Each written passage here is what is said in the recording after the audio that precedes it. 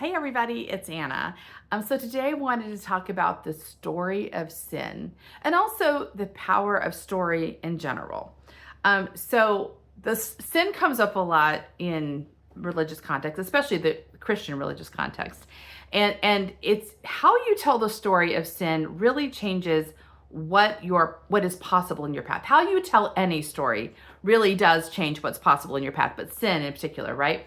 So, at least in the Judeo-Christian model, the origin of sin is connected to the Garden of Eden story, which is the two people are in the garden. They're like children. They're naked before God. They're innocent. But there's a tree in the middle of the garden, and they're told not to eat the fruit of that tree. And what ends up happening is the woman decides to eat of the fruit of the tree, and gives it to her husband, and they're fallen and they're kicked out of the garden. That's the story, right? So if you read that story as the fall of humans, which is basically like, well, everything was fine and perfect, but then we messed up. They messed up. Our ancestors messed up. And now we are inherently fallen, which means there's no way to get back to the garden. You're not fit for the garden any longer, right? You were inherently flawed when you're born. Then the story of sin is something that you're born into, you can't do anything about, you have no agency over. You have to, the only solution to sin then is to agree that you are sinful and to ask for forgiveness, right? That's your only path. So the story of sin told that way tells us that basically guarantees that nothing can change because it's telling you you're bad and you don't have capacity to make changes. That's the story. So it's interesting to me how often I hear people like ask to be delivered from their sin or to change what they're doing. And I'm like, but if you're born to be sinful, how do you change it? You don't change it, right? It's built into the story that this is a recurring problem. And all you can really do is keep coming back, to God and ask to be forgiven. So if you think long enough about that story, or if you think like a child, because I have taught this story to children, right? I have taught this story to children. And the first thing they say, and it's a fair point, I'll say, what do you think about the story of God putting the tree in the garden and saying, don't eat it? And the kid said, well, obviously God wanted them to eat it, right? God set them up. And I'm like, yeah, that's the logical conclusion to that story. God set them up, right? So now not only are we inherently sinful, but God's a bit of a jerk. Right? So this is a story that creates a whole lot of insecurity. It's an insecurity story, a story that revolves around insecurity. And it's trying to solve the insecurity that it's actually creating. So that's okay. I mean, I'll get around. The story creates stability in the sense that which all stories do. All stories are designed to create structure around a concept or an idea or an experience to explain it and to hold it in place. So if this is your story and it feels good to you, then very likely the stability actually is more important than the cost of the story. There is a cost to this story, I believe. I mean, I can feel the cost. I can see the cost playing out in the world in a lot of people, right? So there's a cost to the story, but the stability of it for a lot of people outweighs the cost. So, but that's how you can read that story. The other way of reading the story is exactly the way the children read it, which is at some point you outgrow the garden, and that tree is there for the moment the people decide they're ready to become co-creators with God, which, by the way, is the argument the serpent uses with the woman, saying, you will be like God. If you eat of this fruit, you'll become like God, which to me is the invitation to be co-creators with God. And Eve decides, yes, I'm ready, right? That's the other way of telling the story. And they leave the garden, and that's when, by the way, that's when they go and have children. That's when they go and make their way in the world. They become co-creators. They're not children any longer. They become co-creators. So the story that way then becomes, the story is about learning how to be co-creators. And that becomes the story of sin. Then in that case connects more to the etymological source of sin or origin of sin, which I've read in a few commentaries, which says the word sin is an archery term that you yell at someone when they miss the target, right? So that means when you miss the target and someone yells sin, it's an invitation to try again. Oh, you missed the target, try again, right? That's very different, right? That's a different kind of story. It's saying, yeah, we are now in the world. We're figuring out, we're co-creating with God. We're trying this, we're trying that. Sometimes we miss the target. What do you do when you miss the target? Well, you try again, right? And I've done some archery. And, if you're missing the target in the same way multiple times, you start checking things out. You start checking, see if you're anchoring properly in the same place on your face. Are you anchoring properly, in your arm? Is your sight off, right? You begin to make adjustments because the understanding of that story is you can hit the target. You're learning how to hit the target. That's a story. That's the story, right? So depending on which story, and that also creates structure. It's another story that creates structure. But it creates structure around the idea that we are learning, we are growing, we have agency, we're kind of actively expanding in our capacities in partnership with God. So so all stories create stability, whether it's this story or this story, right? And the benefit of that is the mind sort of learns how to function inside of this structure, right? The challenge is not, and the mind is going to do that. The mind needs structure because it's trying to keep us alive on the planet. It's coming up with strategies and plans. Like the mind needs some kind of reliability, or the mind, it's too hard for the mind, right? So the mind needs structure. What we want to do is look at the story carefully and make sure it's doing what we want it to do, right? So a few times I've met with clients and I pulled a spread for them, right? And by the way, it always surprises me when people do this because I'm like, well, you've looked at my channel, right? You know how I read cards. But they'll tell me, well, when I see this card, I see this. And maybe they say, I see fear, I see danger, I see like someone's coming to hurt me or something, some kind of other piece of the story. And I'll say, I said, well, okay, well, what does that do for you? Like, if that's how you read the card, what does it do for you? So if the cards are telling you you're in danger, well, it seems to me that the natural instinct would be to hide, to go underground, to like protect yourself in some way. So that's how, if that's how you read the story, that's going to be the strategy. It's not a bad strategy. It's just not at all how I read cards, right? So I'm like, well, if that's your story, that makes sense to me. But I'm probably not going to be able to help you because that's not the story I work in. I work in a different story. My mind's got a different structure than that. So almost like those are almost opposing stories.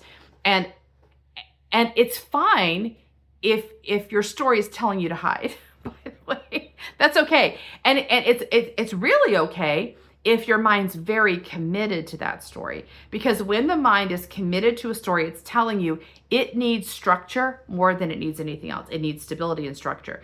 And so the mind will tell you it's not ready to let go of a structure. But typically, if someone comes to me, their mind is ready. I mean, they just need a little help, they need a little support. So that's one of my very careful, my ginger moments where I'm like, okay, you're here. I think your mind's asking for help, but it's also kind of pushing me away. So like, I'm trying to like gently see if I can nudge the mind into something new. And very often, most of the time, it happens, right? But I'm aware of the challenge. I'm aware of the struggle, and so we want to honor the struggle. There's a real struggle here. So, and I think the main part of the spiritual journey is not whether you expand or whether you don't expand, as far as your action steps. The real gift of the spiritual journey is about becoming more loving to ourselves, more intentional. And that means we become loving to the mind. We're loving to the intuition. We learn how to help them navigate together in a way that doesn't pick one over the other. It's not a dualistic battle we're having. It really is about them cooperating.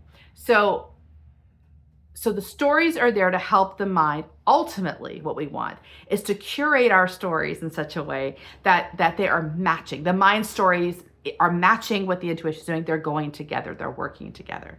And I think that's actually in the tarot of the Seven of Swords. The Swords is again about mind. Seven's about choosing. And Seven of Swords, this guy, and the Rider-Waite, the guy is like sneaking around a military encampment. He's stealing swords. And I love that. I think it's so cute because it's like, he's like, I want that sword. I don't want that sword. He's picking out the swords he wants. So it's like the mind saying, okay, this is what the intuition wants to do. Let's get equipped properly. Let's throw out the stuff that doesn't match. Let's find the stuff that does match so that I am ready to take action on behalf of this genius in the world.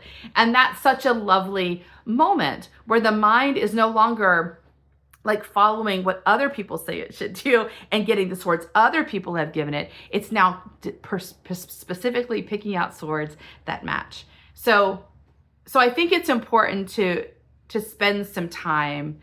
If you discover, like in their archery lesson, right? You discover you keep veering to the left. Like, I want to do this, but I keep veering to the left.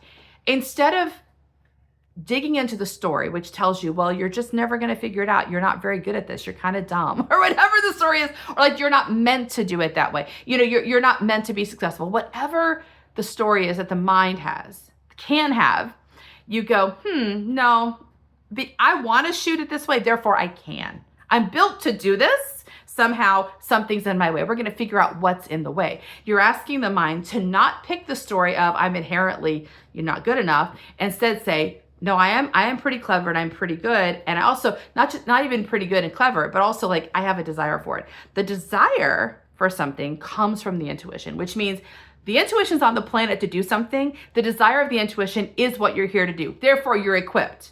Okay, the desire tells you you are equipped. If it's not working, something's in the way, and it is likely a piece of a story.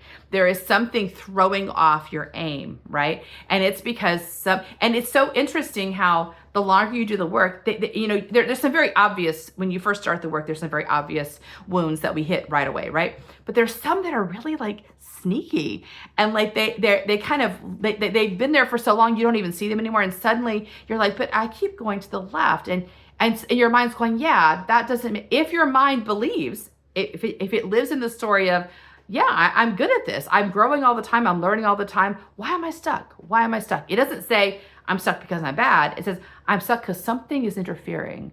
And now the mind is engaging, like at this point of problem solving, something's interfering.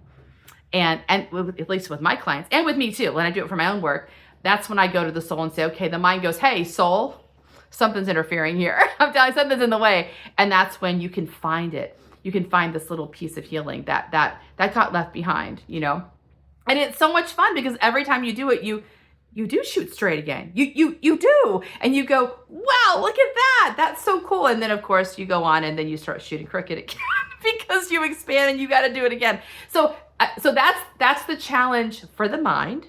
When it's paired with an intuition who is creative and expansive, is that you never hold the straight shooting forever. Every time you figure it out, the intuition wants to venture forth again and do something new, and then you have to recalibrate. So if the mind was in the story that tells us we are inherently flawed, then it's going to get lots of data for that, because you're going to keep missing the mark as you keep expanding. And that can be really frustrating for the mind, and it can be very disheartening for the mind. But if the mind has been given the story that says, yeah, we're always expanding, we're always growing, we're always learning, we're co-creating with God, and yeah, the challenge shifts, that the mark shifts on us, but we're going to figure it out. The mind comes to that challenge with more hopefulness and more excitement, like ready to take it on. And so this actually connects to the tarot story this week, if you're following it. And the tarot stories often connects to my story. And this week in particular, I had a challenge where for the last couple of weeks, I've had this vision of moving forward in this new venture, right? This creative venture. And it's been brewing for a long, long time. And finally I sort of landed, this is what I'm going to do. And also part of that vision was working with a partner.